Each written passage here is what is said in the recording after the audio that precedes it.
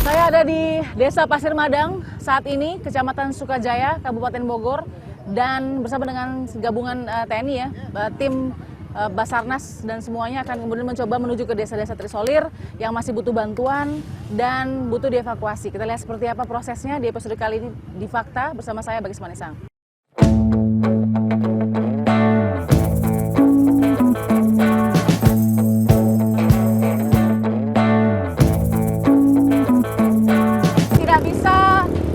Menggunakan mobil, lebih cepat dengan menggunakan motor trail untuk menuju ke beberapa desa yang masih butuh bantuan dan terisolir.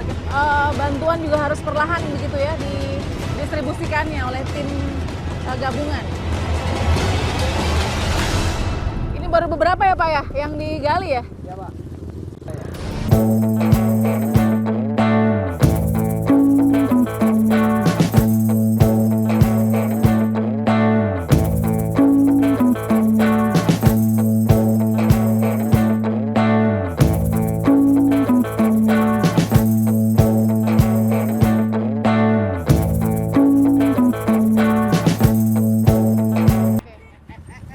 Jadi kalau ini adalah posisinya masih pengurukan ya?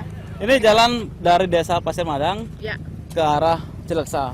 Ini sebagian kecil daripada medan-medan yang tertutup oleh longsoran. Jadi jalan aslinya nanti kita akan lihat jalan-jalan yang malah tidak bisa lagi dijadikan ataupun dilewati sehingga harus buat jalan baru. Jadi penutupan sudah berapa hari Pak?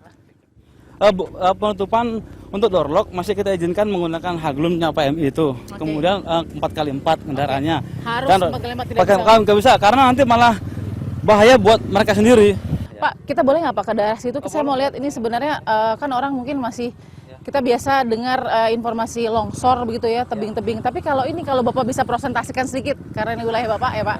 Kira-kira kerusakan tebing-tebing ini tuh sepanjang Cileksa atau mungkin Sukajaya ini yang bagian parahnya nih seperti apa sih Pak? Merata, hampir sekitar bisa katakan 67% ini tebing-tebing ini. 60-70%? Ya, sangat-sangat kritis. Apa bisa kita lihat sampai tiang listrik seperti itu roboh. Ya, bisa kita lihat memang ini sangat perlu sekali penghijauan, sudah sangat perlu sekali. Untuk normal Bapak estimasi ada 1 bulan, 2 bulan? Ya lebih kurang segitu. Itu hanya untuk akses dulu ya Pak ya? Belum tempat huni atau bagaimana? Sampai dengan huntaranya mungkin sekitar 1-2 bulan saya rasa sudah. Huntara sudah ya sudah bisa karena sudah diplot oleh pemerintah, oleh tim dan dicek juga tanahnya yang huntaranya jangan sampai atau relokasi ini tempatnya rawan karena makanya ada badan geospasial yang meneliti sejak beberapa hari yang lalu, kemudian sudah dikoordinasikan di Pemda, di Bapeda Litbang, kemudian dilaporkan kepada pimpinan pusat sehingga nanti Presiden pun sudah menyampaikan kepada kita cari tempat yang usahakan tanah-tanah HGU. Pak Dandim, kita akan terus ke dalamnya Pak ya. Nanti bagi koordinasinya kita tunggu seperti apa. Tapi paling tidak ini yang bisa digambarkan oleh Pak Dandim. Memang kondisinya 60-70% rusak ya Pak. Bisa dikatakan seperti itu dan tidak aman untuk dijadikan pemukiman sejauh ini. Apalagi tanggap darurat ditambah 14 hari ke depan. Kita akan temukan fakta berikutnya.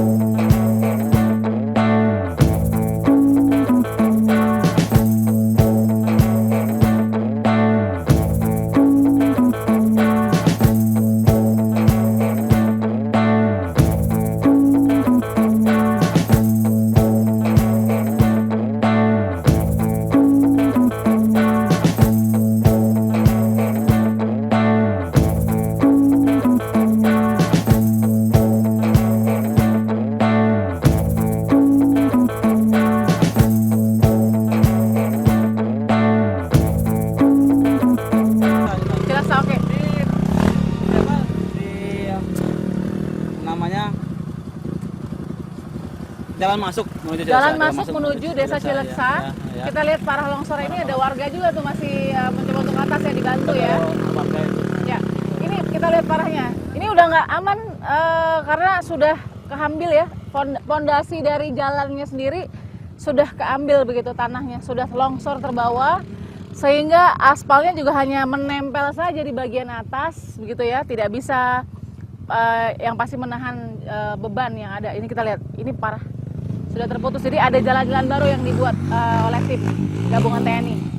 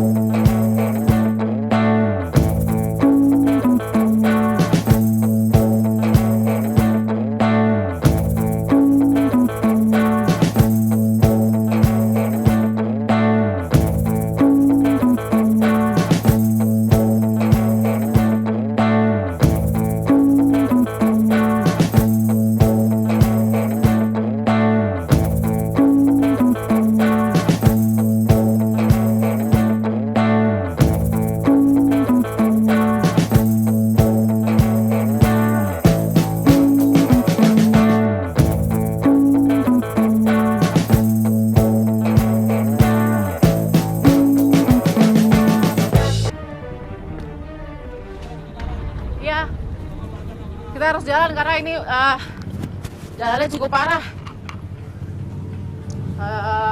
Banyak yang putus aksesnya, jadi warga harus buat darurat seperti ini nih, jembatan darurat lihat seperti itu.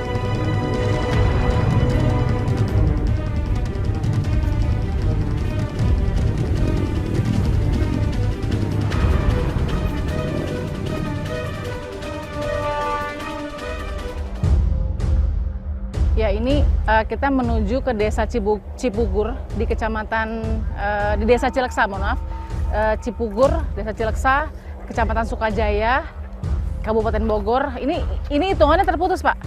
Ya. Kalau seperti ini ya? Ya, terputus karena memang menuju Cipugur ini ada kampung yang nggak akan kita tuju, kampung Pasir Eri. Okay. Ini yang masih rawan longsor dan kita bisa lihat tanah di situ rawan sekali, rumah, masih Pak, aktif sehingga dikhawatirkan akan longsor kembali sehingga masyarakat segera sudah diungsikan semua ke tempat pengungsian Pasir Eri. Pasir Eri ya, Pak ya? Ya, kita sudah masuk ke desa Pasir Eri. Desa Pasir Eri di Cileksa, kecamatan Sukajaya, Kabupaten Bogor. Kabarnya baru ada rumah warga yang terkena longsoran juga, karena memang semua titik masih sangat rawan. Kita lihat seperti apa kondisinya.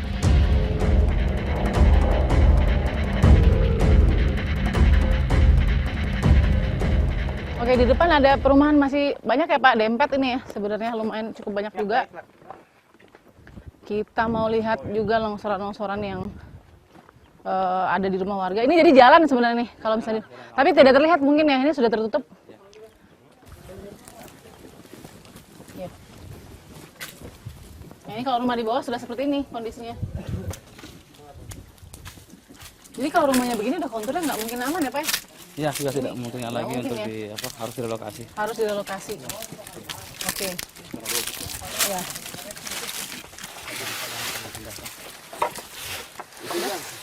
Misi Pak. Ini rumah Bapak. Rumah nenek. Nenek ya. Namanya siapa Pak? Pak Ujang. Pak Ujang. Ini rumah nenek. Ya. Boleh kesini sedikit Pak? Ya. Hati-hati Pak. Hati-hati Pak. Jadi ini kita berdiri di atap rumah nenek. Ya, rumah nenek. Yang rumah Abi yang ini. Yang itu Pak. Ya. Oh, itu rumah Bapak tadi. Iya. Ini kejadiannya kapan Pak? Kejadiannya mulai pertama tanah rubuhnya jam 9. Oke, tanggal? Iya, nggak apa-apa Pak. Bagaimana? Tanggal berapa? Tanggal 1 ya? Tanggal 1 kejadiannya. Jadi ini habis ya Pak ya? Ini rumah nenek. Kejadiannya gimana Bapak lagi di rumah atau di rumah nenek? Gimana Pak? Lagi teriak-teriak sama dari rumah terus keluar. Terus dari orang-orang banyak dari rumah Pak RT. Terus kemudian? Ya kumpul dari rumah Pak RT. Iya. Orang-orang yang banyak dari sono. Sampai ke masjid. Pasir Mulia.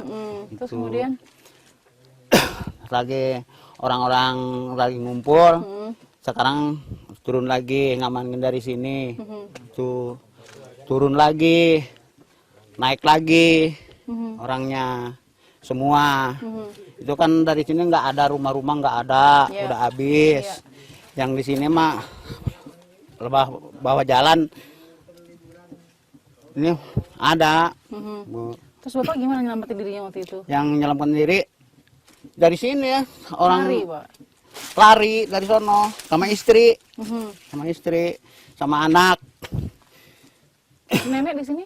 Nenek udah diselamatin dari sono. Tapi Bapak lihat waktu rumahnya kehantam sama tanah. Lihat dari sono ambil di rumah yang paling ujung. Iya. Yang paling ujung. Ada bunyinya sampai Bapak Ada. bisa tahu. Ngebeledug. Ada yang bisa sempat diselamatkan nggak, Pak? Barang-barang atau apa? Nggak ada, Bu. Yang berenang nggak ada yang nggak angkat, Bu. Ini semua di bawah. Iya, Ini di bawah. doang apa, Pak? Di bawah nih banyak. Itu udah nggak ada yang keselamat. Nggak ada motor, ada di dalam. Di dalam mana, Pak? Ya Di dalam tanah situ. ya di dalam tanah. 2 biji motor nggak ada. Nggak bisa diselamatin. Jadi nggak ada yang bisa diselamatkan. Nggak ada. Terus Bapak kesini mau apa, Pak? Mau mencoba mencari apa di sini? Kan masih bahaya. Iya. Terus Bapak mau coba cari apa di sini, Pak? Ya ngamenin ya rumah nenek bang yang bisa diselamatin gitu baru diambil gitu. Apa misalnya mau selamatin baju? Ini? Baju gitu bener-bener baju menang ambil angkatan baju. Ya. Itu aja, pelan-pelan. Iya. Nggak takut, Pak? Ini kan masih bahaya ya, Pak Danin ya? Gimana, Bapak? Atau nggak takut sih kalau ada hujan pergi ke sini lagi gitu. Bolak-balik gitu, Pak? Ya bolak-balik. Lagi ngangkat lumpur. Sambil ngangkat lumpur ya? Iya. Biar nggak terlalu padat nanti Iya, ya, Pak, kalau terlalu kering padat, ya? iya. Nah, itu jalan bisa tertutup gimana, Pak, ceritanya, Pak? Yang pertama yang dari sono Iya. yang ketutup. Yang udah ketutup dari sono tutup. Nggak bisa lagi udah? Nggak bisa, orang-orang naik ke atas semua. Itu kan itu ada rumah dari pojok. Iya. Belum itu ambruk. Udah turun lagi nggak ada. Udah Habis. ambruk, habis. Jadi ketutup semua jalan ya? Iya. Satu-satunya ke sini? Iya. Yang nggak ada lagi. Ada lagi? Nggak Tapi ada harus itu dulu, mah nggak ada. jalan itu. Oke. Ini apa, Pak, harapannya? Kan pasti masih penanggulangan pasca ini kan sudah 15 hari ya, Pak ya, kurang lebih. Ditambah lagi 14 hari, 15 hari sampai 1 bulan. Harapannya apa, Pak Ujang? Kalau melihat ini rumah di bawah tertimbun, lagi dibersihkan. Ini rumah nenek hancur. Apa, Pak, harapannya Pak Ujang kira-kira? Atau harapannya rumah baru hayam diganti gitu. Istilahnya atau kekayaan masyarakat di sini hayang diganti gitu. Kekayaan kesusahan lah gitu. Iya. Bantuan-bantuan ke masyarakat. Makasih Pak Ujang ya, nunya Pak. Mudah-mudahan sabar terus. Ini rumahnya neneknya atau ibu ya, ibu dari Pak Ujang. Terus kemudian rumahnya Pak Ujang juga jadi salah satu titik terdampak yang cukup parah di Pasir Rih ini. Salah satu dari desa Cileksa ya Pak ya, Kecamatan Sukajaya.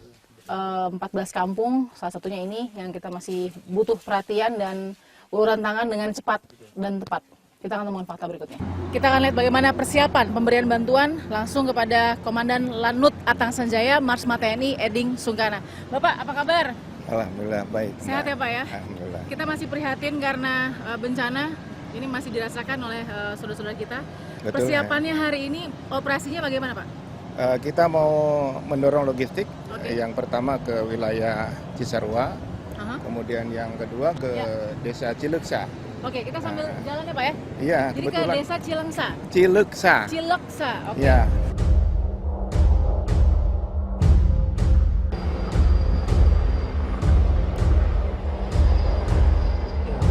Ikuti ya kami.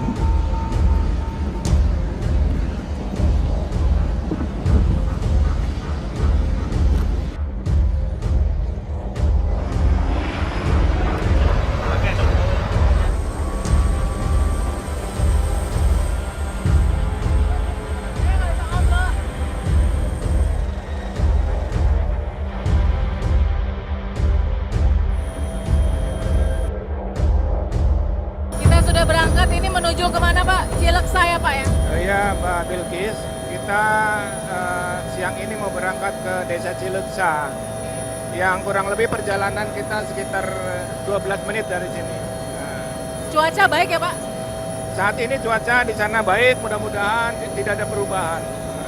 Nanti kita lihat bagaimana kira-kira longsoran-longsoran yang terjadi ya Pak ya? Iya betul, kita lihat mungkin Mbak Bilkis juga akan melihat bagaimana perkembangan terakhir dari kejadian awal yang mungkin banyak sekali yang sudah dikerjakan oleh pemerintah daerah dari BNPB dibantu dengan masyarakat sekitar. Baik.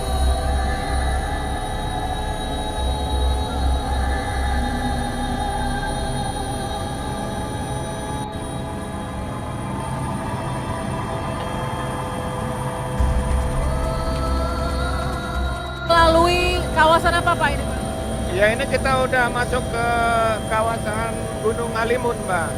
Di kawasan ini kan sebenarnya ini sebagian besar hutan lindung. Gitu. Nah ini kalau kita lihat tuh Mbak di sebelah sana itu kan ada bukit yang dekat-dekat Cilengsa. Hampir 30% itu yang tergerus banjir itu. Banyak titik longsor ya Pak ya? Longsor, Yang betul. terlihat ya. Relokasi yang 2 tahun lalu di sini Ini nih. relokasi 2 tahun lalu. 2 tahun yang lalu yang banjirnya tidak separah sekarang.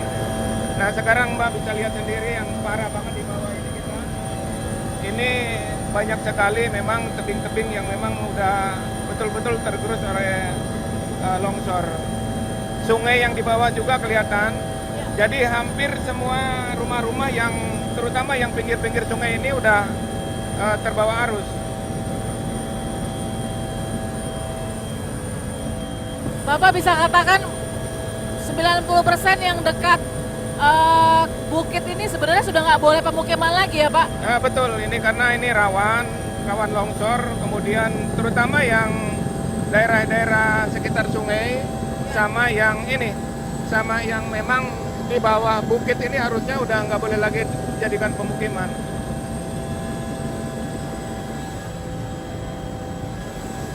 Nah itu yang tempat pengungsi, tuh tenda-tenda pengungsi bisa dilihat dari sini sekarang.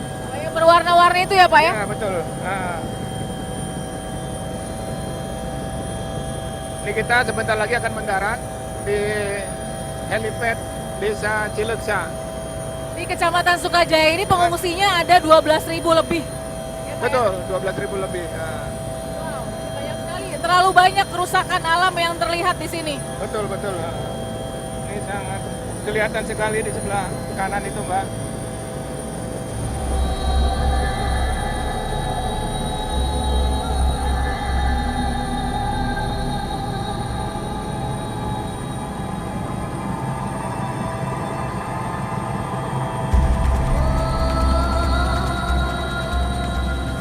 Nah, ini rumah-rumah yang memang di bawah, di pinggir bukit ini. Habis ya Pak ya? Habis. Jadi tadinya ada rumah, sekarang sudah habis. Ya betul, itu rumah di situ yang di ujung dekat hutan ini.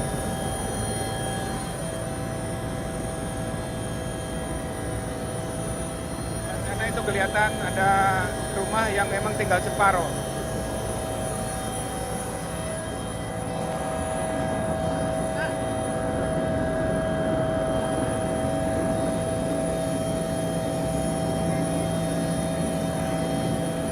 Becek yang bayar.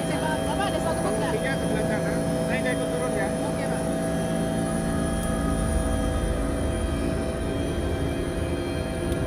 Pengungsi di sana. Namun nanti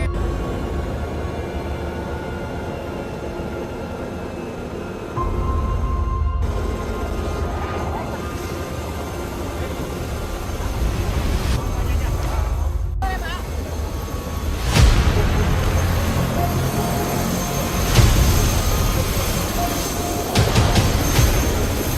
Oke, kita sudah sampai di Cilengsa.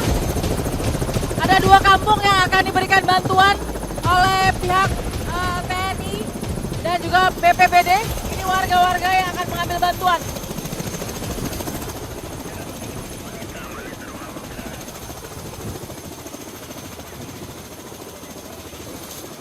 Pak, namanya siapa Pak? Pak Beben, Pak Beben, warga dari kampung? Cilengsa Utara, Mana? Cilengsa Utara. Rumahnya ke bawah banjir? Masih ada kan rumah Pak, ya? Rumah saya roboh rata dengan tanah. Rata, yang Iya. mana rumah di mana? Lagi keturap. Rata dengan tanah. Bantuan yang paling diperlukan apa? Bantuan yang diperlukan sekarang itu beras sama ikan asin sama lauk pauk lah. Oke, namanya siapa Pak? Bapak Murja. Oke, jadi memang karena desa yang terisolir, kita lihat ini bantuan diturunkan dari heli, lalu kemudian masyarakat bekerja sama untuk mendistribusikannya ke posko pengungsian.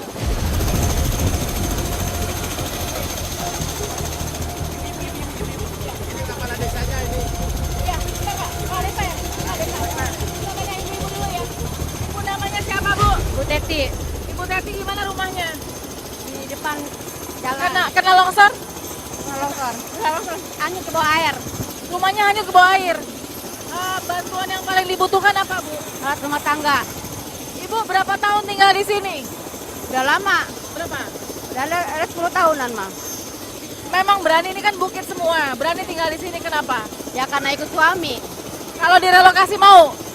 Ya mau. Asal apa? Ada kebutuhan apa kalau harus relokasi? Ya kalau ada perlengkapan rumah ada nggak apa-apa. Mau direlokasi? Ya. Oke, baik. Ibu apa ada keluarga selamat semua? Alhamdulillah keluarga selamat semua. Makasih Ibu Teti ya. Ya. Ini namanya siapa, Pak? Pak Acep Yanggi. Pak siapa? Pak Acep Yanggi, Pak Acep. Pak Acep sebagai kepala desa. Sekretaris Desa. Oh, sekdes ya? Ya. Oke. Perumahan di sini memang sudah pernah diperingatkan rawan bencana atau belum? Sudah, alhamdulillah sudah. Kapan diperingatkannya? Sekitar 2 tahunan ada, sudah. 2 tahunan. Lalu kenapa tidak ada bantuan untuk mungkin merelokasi warga? Nah, mungkin terkendalanya di anggaran kabupaten ya. Karena kita udah pernah mengusulkan 2 tahun ke belakang untuk karena keadaan labil tanahnya untuk segera diusulkan direlokasi. Cuma belum ada tanggapan apa-apa gitu. Jadi 2 tahun lalu sudah dikatakan rawan bencana, lalu Pak Acep dan jajaran mau pindah sebenarnya. Ya. Sudah lapor, Sudah melaporkan. tapi dari PMK belum ada jawaban. Ya. Alasannya di follow up lagi nggak? Ditanya lagi nggak? Karena belum ada tanggapan apa-apa lagi. Data kita udah masuk, data-datanya udah pada masuk. Karena belum ada tanggapan, ya kita drop. Ini namanya kampung apa, Mas? Kampung Cileuksa Utara untuk desa Cileuksa sendiri ada 11 kampung yang terkena bencana ini. Dari 14 kampung tersebut hanya 3 kampung yang dikategorikan aman. Dan Ada yang sisanya 8 11 kampung, 11 kampung. 8 kampung Terkena dampak. aman, 3 kampung aman. 3 kampung aman, 11 kampung semua kena.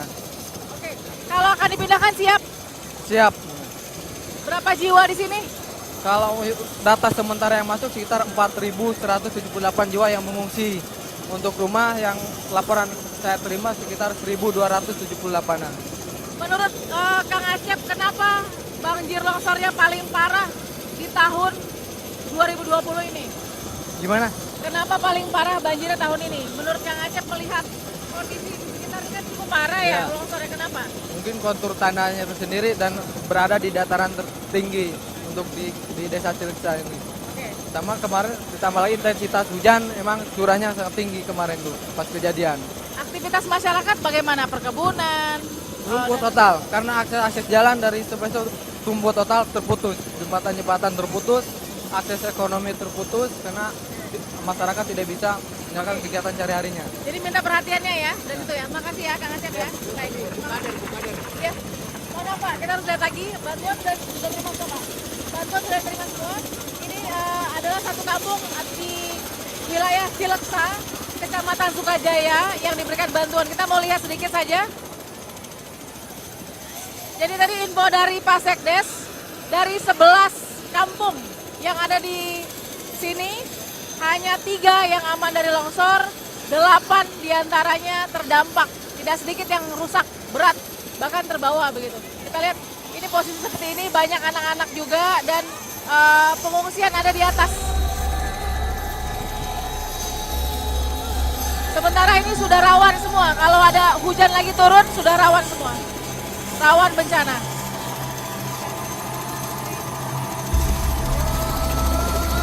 Oke, kita akan menuju ke kampung selanjutnya ya.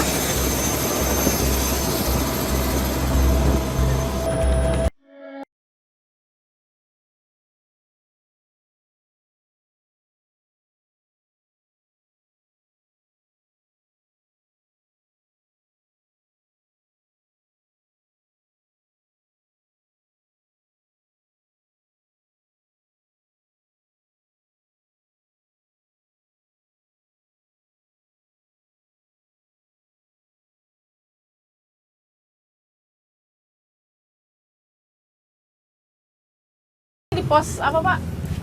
Ini Desa Cileksa. Mhm. Ini apa namanya, posko desa. Mana Pak kepala desanya? Pak Ujang Ruhendi ini kepala desanya. Dari awal kami bersatu Pak padu. Ujang, Balkis Pak. Silakan kalau bisa mau Pak Ujang kalau mau. Oke, jadi saya tanya Pak Ujang dulu ya Pak Ujang ya. Oke. Sebentar Pak, boleh Pak? Sebentar Pak Danim ya Pak. Oh ini jadi logistiknya ya Pak Ujang ya Pak Danim ya ini ya. Jelaskan ya Pak ya. Pak ada berapa jiwa Pak penduduk di sini? 8.000 lebih 8.000 jiwa. dari satu desa, siap. Satu desa 8.000 jiwa. Ada berapa desa Pak yang dipakai? 14 kampung, 14 RW. 14 RW. Oke, kita lihat ya Pak logistiknya seperti apa ya. Oke. Jadi ini baru posko utama saja sudah ada kesulitan jembatan ini sih Pak ya. Aduh Pak. Oke ini poskonya Pak ya. Ini stok dari hari apa Pak? Bantuan dari hari apa masih ada di sini? Baru hari ini datang atau sudah lama juga? Karena ini baru kemarin. Apa saja Pak yang di dalam bantuannya? Bantuan ada beras, makanan ini buat anak-anak ya, Bahan susu. pokok ya Pak ya? Bahan pokok. ya. Ya, Ini gedungnya gedung apa tadinya Pak? sekolah, Bangunan sekolah. Sekolah. Ini bangunan sekolah apa berarti Pak? SD, SD apa? SD 01. SD 01 Desa Cileksa. Ini SD 01 Desa Cileksa akhirnya digunakan ruangannya tidak bisa sebagai kegiatan belajar mengajar ya Pak ya, tapi digunakan untuk menyimpan dan menyetok sambil didistribusikan. Bantuan-bantuan dari mana saja Pak bisa masuk ke dalam bantuannya?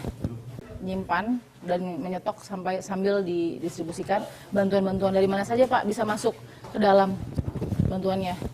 Bantuan dari para relawan, Oke. termasuk ada kiriman juga dari Pak Danrem ataupun dari kemarin ada kiriman dari Mabes Polri. Oke. Alhamdulillah termasuk dari komunitas, Ya. Ormas LSM gitu Pak ya? Ormas, LSM dan yang lain. Kita lihat pengungsiannya Pak ya, ini kan logisnya sudah kita lihat. Jadi gedung sekolah SD 1 Cileksa yang digunakan ya untuk menjadi oke. Nah ini nama-nama kampungnya ya Pak ya. Ini nama-nama kampungnya Pak Ujang. Cileksa Utara sampai ke hilir ya Pak ya. Jumlahnya belum diperbaharui Pak atau bagaimana? Belum, ini lagi disusun ya. Ini masih disusun ya. Jadi paling tidak ada nama-nama kampung di sini yang memang pos komandonya di sini Pak ya untuk bantuan ya di SD 1 Cileksa, dan kita lihat memang cadangannya hanya untuk 1-2 hari, jadi pasti terus butuh bantuan gitu ya Pak ya. Oke, kita lihat ke pengungsian. Jadi ini yang sulitnya juga listrik ya Pak, listrik belum ada, jadi selama ini cadangannya pakai apa Pak? Genset. Pakai genset dulu ya. Berapa genset ada? Dari 14 kampung ada 14 genset ada. 14 genset ada ya, jadi belum ada listrik. Ibu permisi Bu, boleh tanya-tanya Ibu. Namanya siapa Bu? Saya boleh masuk Ibu ya? Ibu namanya siapa? Iti. Ibu Iti. Iya. Ibu Iti rumahnya di jauh dari posko nggak Bu? Di sebelah sono yang longsor. Yang di atas. Iya, di belah sononya. Rumahnya masih ada atau Udah habis. udah ke bawah longsor? Ke bawah longsor. Sekeluarga berapa orang di dalam? 4 orang. 4 orang. Anak 2. Suami ya? Iya, suami. Selamat. Tapi rumah Rumah habis. habis. Terus pakaian anak-anak nggak ada yang keambil. Tidak ada yang selamatkan. Jadi yang bisa dibawa ini apa Bu? Alat-alat Ini juga pinjam dari saudara. pinjam dari saudara. Nah, sudah berapa hari di sini Bu? Udah 15 hari. 15 hari ya. Iya. Pakaian-pakaian dari mana Bu dapatnya? Ambil dari itu posko. Semua pakaian ini juga Ibu pakai dari posko? Iya.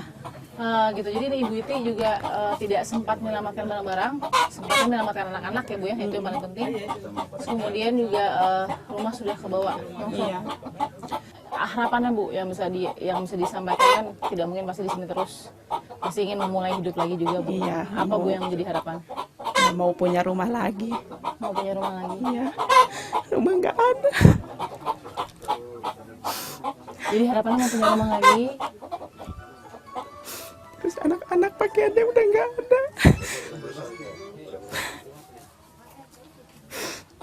Ibu Iti tapi kalau direlokasi mau Iya. trauma ya buat tinggal di tebing. Iya. Saya nggak mau tinggal di situ lagi. Pada saat kejadian Ibu juga dengar longsornya habis itu. Iya. Pada beleduk. Suaranya gimana Bu? Suaranya ngebeleduk. Dari arah atas. Dari atas ya longsor ke bawah. Berapa menit tuh Ibu bisa selamatin diri begitu ada suara besar di atas? Berapa ya? Sebentar ya Bu ya? Iya sebentar. Terus langsung ke sini ke musola. Ibu-ibu sabar ya Bu ya, Iya. mudah-mudahan yang penting sehat dulu, dan mudah-mudahan nanti ada kabar yang cepat dari desa Cileksa nih Bu ya, yang susah diaksesnya, mudah-mudahan bisa dilihat, didengar ya Bu harapannya. Iya. Ada yang mau dikatakan lagi harapannya untuk pemerintah, silakan Bu. Ya ini alat-alat masak gitu. Untuk mulai membangun rumah Iya, gitu yang nggak dibutuhkan. ada. Makasih Ibu Iti Iya. ya, sabar terus ya Bu ya. Makasih Ibu ya, Iya. makasih Bu. Oke, ini Ibu Iti sekeluarga berempat ya, sama suami dan 2 anak ya Bu ya. Berharap segera ada juga penggantian tentunya untuk memulai hidup baru lagi. Kita lihat lagi ya Pak ya. Oke. Ini ada berapa tenda Pak Ujang totalnya sini? Kalau di sini itu kurang lebih 300-an. Besar berarti Pak ya ini ya? Cukup besar nanti. 2 kampung itu, yang kampung Pasir Ris sama Siriksatar. Kita Ibu namanya siapa Bu? Suana. Ibu Suana bagi surat prihatin ya Bu ya. Ibu di sini berapa orang? Ada 4 orang. 4 orang. Rumah Ibu yang di mana? Pasir Eri. Di atas atau Bukan di situ. Pasir Eri ya ya? bawah. Rumahnya kena longsor. Kena longsor. Habis. Iya. Ibu tapi selamat waktu itu. Selama. Gak ada yang mak-mawat gitu ya. Gak ada. Bisa selamatin apa? Atau sudah selamatin diri aja waktu itu? Iya. Cuman diri aja. Gimana Bu? Lari-lari. Ini pasti susah ya Bu ya? Di Iya. sini kan, Minyak panas. ya, sementara ya Bu ya. Yang penting aman dulu dari rawan bencana. Iya. Mudah-mudahan cepat direnovasi lagi lah rumah, dibikinin rumah lagi, tempat tinggal. Itu harapannya. Iya. Ibu kerja? Enggak. Jadi harapannya Pengen kembali lagi lah seperti dulu. itu aja Bu harapannya. Pengen seperti dulu lagi deh. Kumpul sama anak-anak, sama saudara, sama tetangga deh. Nggak enak kayak gini Bu. Iya. Berobat aja saya udah 4 kali berobat. 4 kali berobat dengan ini. Di sini Sakit apa Ibu? batuk-batuk, demam. Mm. Terakhir kemarin berobat lagi. Ibu ada yang pegang, ada mungkin ada simpanan atau apa nggak ada sama sekali? Nggak ada. Habis semua Bu. Ingin kumpul dengan tetangga, Iya. saudara. Pengen seperti dulu lagi. Karena sudah 15 hari di sini Bu. Iya, udah 15 hari. Kaki sudah capek betul ya Bu. Iya, capek pegal-pegal, kakinya juga pegal-pegal. Panas. gitu. Iya. Mau sembahyang juga kan susah. Nyesel. Kalau udah pagi, gimana nih? Susah kan? Sabar ya Ibu ya. Sudah 15 hari pasti berat buat Ibu. Iya. Tapi paling tidak aman Bu, dari rawan, ini kan masih rawan bencana. Iya. Hujan juga masih sampai bulan Februari Maret mungkin. Nah, jadi mudah-mudahan ini didengar ya Bu ya. Harapannya ke pemerintah mungkin ada yang bisa sampaikan Bu, agar dapat hunian nanti atau seperti apa. Pengen cepat-cepat aja deh. Pengen cepat-cepat punya rumah, punya penghuni yang layak deh. Seperti dulu. Itu saja Ibu ya. Makasih ya Ibu ya. Sehat-sehat, sabar ya Bu ya. Assalamualaikum Bu. Ya. Oke. Ini jadi ya makasih Ibu. Ini berarti secara psikologi ya. Jadi bekerja juga ya Pak. Satu evakuasi dan pembukaan jalan, akses. Bekerja-kerjaan waktu karena psikis. Antara tanggal dengan pasca bencana. Mayoritas sekarang pekerjaan di sini warga kampung sini apa Pak Ujang? Petani, Petani ya Pak. petani Apa? sama dagang. Tanamannya apa Pak? Padi sama ini, palawija. Padi dan palawija. Itu mayoritas ya Pak ya? Mayoritas. Sama pedagang ya Pak? Nah pedagang juga yang bolak-balik ke arah kota atau Iya, bagaimana? Nah, dari jadi, gini. ya. Jadi itu yang, ini persis di depan kantor kepala desa ya, Pak Ujang ya? Ini kantornya Pak Ujang, ya. Ini kantor kepala desa, kita lihat juga yang terdampak. Jadi 300 kurang lebih tenda pengungsian tadi yang disebutkan Pak Ujang, kepala desa dan juga Pak Dandim. Bukan hanya rehabilitasi rumah-rumah mereka yang sudah terbawa oleh longsor yang berat, tapi juga rehabilitasi psikologi mereka, psikis mereka. Tentunya tidak mudah tinggal di tenda selama 15 hari dengan perasaan tidak menentu dan menunggu. Mudah-mudahan kita lihat bagaimana jawaban dari pemerintah untuk mempercepat begitu ya penanggulangan pasca banjir, merehabilitasi mereka masing-masing, alam dan manusianya. Kita temukan fakta berikut. Oke, ini jadi ya makasih Ibu. Ini beratnya secara psikologi ya. Jadi bekerjaan juga ya Pak. Ya. Satu evakuasi dan pembukaan jalan, akses, bekerja-kerjaan dan waktu karena psikis. Kita dibicarakan antara tanggap darurat dengan pasca bencana. Mayoritas sekarang pekerjaan di sini warga kampung sini apa Pak Ujang? Petani. Petani ya Pak. Petani apa? sama dagang. Tanamannya apa Pak? Padi sama ini palawija. Padi dan palawija itu mayoritas ya Pak ya? Mayoritas. Sama pedagang ya Pak? Nah pedagang juga yang bolak-balik ke arah kota atau bagaimana? Iya. Nah, Dari jadi, sini. ya. Jadi itu yang ini persis. Ini persis di depan kantor kepala desa ya, Pak Ujang ya. Ini kantornya Pak Ujang ya. Ini kantor kepala desa, kita lihat juga yang terdampak. Jadi 300 kurang lebih tenda pengungsian tadi yang disebutkan Pak Ujang, kepala desa dan juga Pak Dandim. Bukan hanya rehabilitasi rumah-rumah mereka yang sudah terbawa oleh longsor yang berat, tapi juga rehabilitasi psikologi mereka, psikis mereka. Tentunya tidak mudah tinggal di tenda selama 15 hari dengan perasaan tidak menentu dan menunggu. Mudah-mudahan kita lihat bagaimana jawaban dari pemerintah untuk mempercepat begitu ya penanggulangan pasca banjir, merehabilitasi mereka masing-masing, alam dan manusianya. Kita temukan fakta berikut. Setelah pernyataan dari Presiden Joko Widodo, kita juga akan melihat apakah benar salah satu faktor terbesar masifnya kerusakan alam yang kemudian memberikan dampak bagaimana sebuah wilayah menghadapi bencana banjir longsor adalah karena aktivitas pertambangan liar atau penambangan liar. Kita akan lihat benarkah penangkapan yang dilakukan oleh Polres Bogor terhadap penambang liar ini memberikan efek jera dan seperti apa sebenarnya motif dan tujuan mereka melakukan pertambangan liar ini. Saya sudah ada di Polres Bogor dan kita akan tanya bagaimana perkembangan setelah ada penangkapan penambangan liar, bagaimana sebenarnya motif dan apa yang menjadi manfaat dan keuntungan yang diambil. Saya sudah bertemu dengan Pak Kapolres AKBP Muhammad Joni. Pak Joni, apa kabar? Kapolres Bogor beserta jajaran berhasil melakukan penangkapan ya Pak ya? Terhadap 2 tersangka? 2 tersangka sebagai pengusaha dan juga pengelolaan emas tadi ya. Ini sebenarnya sudah lama Pak Gunandil ini, aktivitas ini. Yang membuat sulit untuk diendus apa pertama?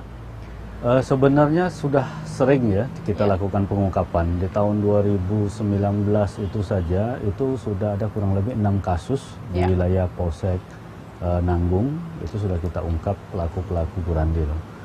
Boleh tidak Pak kita tahu kalau perusahaan tambang dan lain-lain alatnya canggih, sophisticated lah Pak ya. Ketika penambang liar, ini apa sih Pak yang ditemukan alat-alatnya sebenarnya? Sebenarnya alat mereka sih alat-alat manual seperti biasa ya, palu, termasuk juga linggis dan mungkin juga ada untuk alat pemahat seperti gitu. Nah yang penting mereka itu bagaimana setelah bisa membuat lubang yang sudah mereka buat dari awal ya, dan ini juga ada keunikan tersendiri ya, versinya mereka ini seperti menggunakan mistis. Mereka dengan menggunakan apa namanya itu topi ya, menggunakan topi nanti dilempar dengan versinya mereka, nanti di mana jatuh topi tersebut disitulah yang digali. Meskipun para tersangka ini melakukan tindak kriminal, tapi resiko apa Pak yang mereka ambil pada saat mereka melakukan itu? Apa saja sih resiko yang mereka hadapi? Macam-macam ya, bisa saja di dalam tersebut pada saat terjadi bencana tertimbun mereka di dalam, bisa meninggal dunia. Yang kedua bisa juga mungkin mengandung racun seperti bahan kimia yang mungkin terkandung di dalam batu-batuan atau gunung tersebut juga kita belum bisa pastikan. Gas dan lain-lain ya. Jadi bisa saja mengakibatkan yang bersangkutan keracunan dan lain-lain. Kita akan lihat ya Pak, kita ikutin Pak Kapolres untuk melihat bagaimana sebenarnya pendapatan dari para tersangka, pemodal dan pengusaha dari pertambangan liar. Saya sudah di ruangan bersama dengan Pak Kasat Reskrim, Pak Beni. Di sebelah kiri kita sudah ada 2 tersangka. Ini inisial? Ya, inisial itu A kemudian sama M. A dan M. A dan M. Mas A usia berapa Mas? 33. M berapa? 25. 25. Saya mau tanya ke Mas A. Mas A ini perannya sebagai pemodal dan pengelola? Iya. Boleh tahu berapa jumlah uang yang diberikan Mas A kepada para pekerja atau per proyek? Kalau per proyek kita tergantung penghasilan. Kalau penghasilan lagi gede, kita kasih gede. Kalau lagi kecil, kita kasih kecil. Oke. Satu lubang benar tadi dikatakan 300 juta. Satu lubang Produksi. Proyek per proyek. Per proyeknya Ya. kadang-kadang mencapai segitu. Saya mau tahu nih, memilih lubangnya itu gimana, Mas A? Rata-rata masyarakat di situ ada yang sebagian mistik, ada. Ya cuman kebanyakan yang seperti itu, cuman saya mah tidak pakai mistik. Jadi kalau Mas A pakai apa? Pakai feeling aja. Pakai feeling tuh gimana? Iya, Mas? dilihat aja dari yang dilihat apa dilihat kita. Mas A, Mas M, ini kan karena kesulitan faktor ekonomi yang terasa oleh Mas A dan Mas M ya, akhirnya memaksakan diri mempertaruhkan nyawa satu dan merusak alam sehingga bisa juga kemudian merugikan orang banyak. Saya mau tanya ke Pak Kasat, selain dari para penambang dan juga pemodal tentunya, ini kan masih ada yang dikejar lagi tentunya, karena tadi sistematis dan agak kompleks juga ya Pak ya, karena medannya susah. Terus mereka juga cepat begitu menyebarkan informasi kalau ada polisi ke atas. Itu yang sulit Pak Beni atau seperti apa? Ini adalah sampel dan ini bukan pertama kali kita lakukan upaya penegakan hukum. Karena memang 2019 tepatnya sudah sekitar 12 kasus yang sudah kita tangani dan sudah sampai ke meja hijau dan sudah vonis. Nah, bagaimana jangan hanya penegakan hukum, tetapi bagaimana mencari solusi ketika kita berbicara minimnya terkait dengan masalah lapangan pekerjaan. Pak Kapolres juga menggandeng para unsur Muspida, baik Bupati, kemudian dengan jajaran, untuk menciptakan lapangan pekerjaan. Supaya setidaknya bukan hanya efek jera, tetapi solusi yang ditimbulkan. Betul. Kasat Reskrim Polres Bogor, Pak Beni, terima kasih sudah memberikan informasinya. Tadi ada Mas A dan Mas M juga tadi yang menjadi tersangka sejauh ini. Tidak berhenti sampai sini, tapi kita lihat apakah ini bisa meminimalisir ya Pak ya, penambangan liar yang terjadi yang menurut Bapak Presiden Joko Widodo menjadi salah satu juga faktor penyebab kerusakan alam yang akhirnya berbuntut kepada bencana banjir longsor yang paling parah dalam sejarah yang kita punya. Kita akan temukan fakta berikutnya. Inilah yang masih harus dihadapi oleh Kecamatan Sukajaya, Kabupaten Bogor. Daerah yang begitu luasnya dan dampak longsor yang sangat luas juga membuat mereka harus bertahan lebih dari 15 hari setelah tanggap darurat dicanangkan. Dan apa yang harus dilakukan bukan hanya menyelamatkan diri. Setelah bencana itu sendiri ada rehabilitasi, revitalisasi, dan juga relokasi yang harus mereka hadapi, memulai hidup baru dan menstabilkan psikis dan psikologisnya untuk bisa kemudian memulai hidup kembali. Inilah yang bisa kita potret fakta di lapangan langsung dari Kecamatan Sukajaya, Kabupaten Bogor. Belasan ribu pengungsi masih menunggu uluran bantuan. Dan mudah-mudahan dengan informasi dan donatur yang bisa kemudian terus mencapai titik-titik terisolir bisa membantu meringankan setidaknya beban dari para korban banjir longsor di Sukajaya, Kabupaten Bogor.